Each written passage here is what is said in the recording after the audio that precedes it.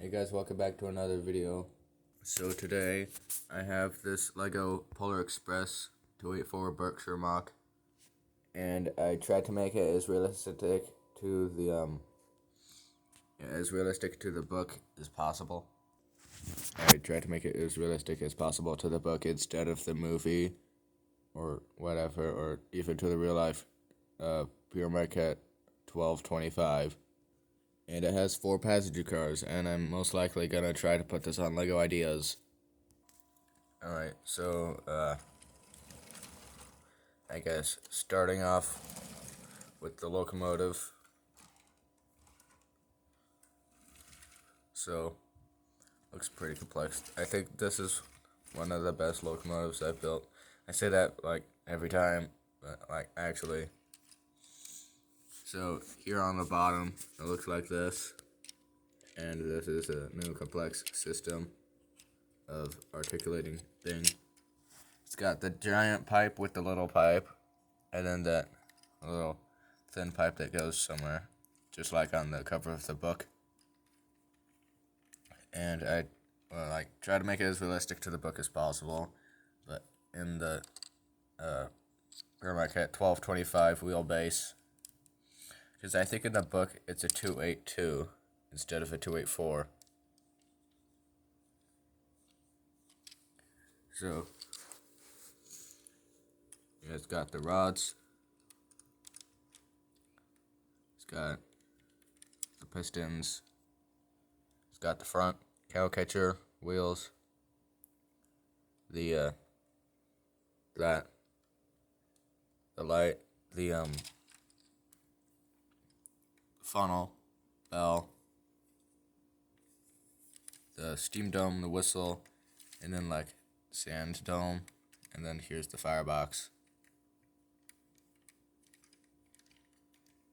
And then I guess I could switch out all these windows after Christmas to clear windows, plus this one. And it's actually got cab interior detail, that's why. And I even have an opening firebox door.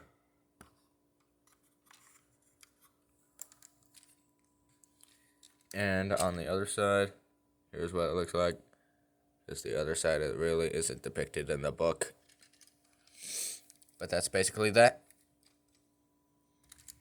Now onto the tender. The tender is real simple. I could add coal in here if I wanted, but it's got a backing up light. These 2 studs, or 1x2 tiles, are for connecting the locomotive to the tender and the tender to the first passenger car. And it's just really basic. Just like that. This is a really good, simple tender. That could be really used for any locomotive, I guess, in general. But this thing runs curves, switches, it runs pretty well. Now onto the passenger cars.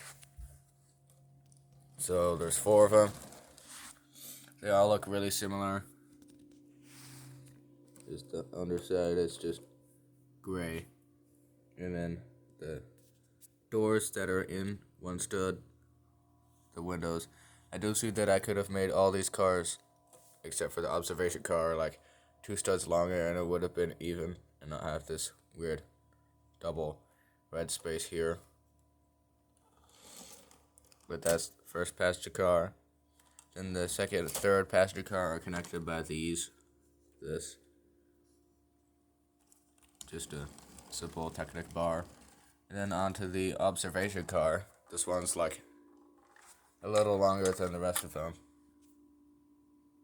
Yeah, 4 studs longer. But anyway, this one actually looks the best. And it's got ladders on both sides. It's got the light and the observation deck. I do need to probably add the 3 little lights that are here. Here's what it looks like on the other side. Pretty simple. I mean, I could build these passenger cars on any paint scheme. That's how simple they are.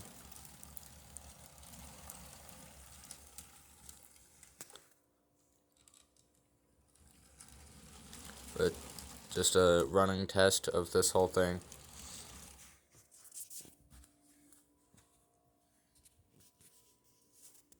And that's how long the train is.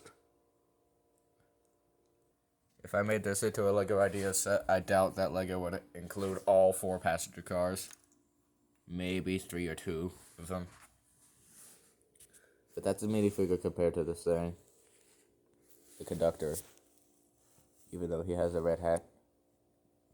In the movie, he doesn't have a red hat.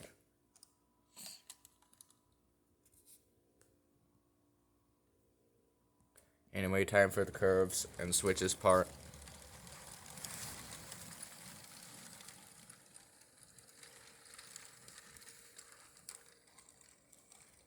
No problem.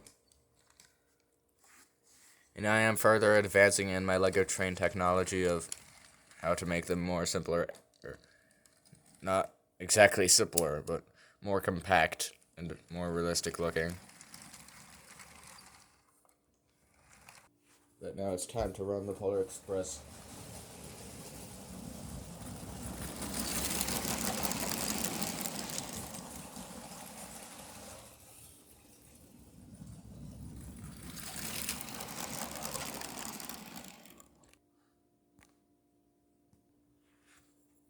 I'm gonna put a minifigure on the back of this train.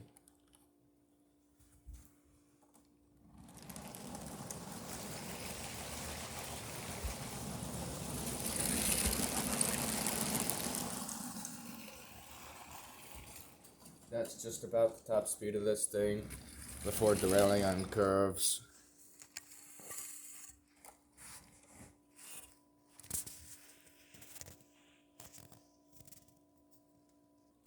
But that's basically this LEGO Polar Express train mock. The next one will be about a LEGO Hudson 464 steam locomotive. So, see y'all on the next one. Bye.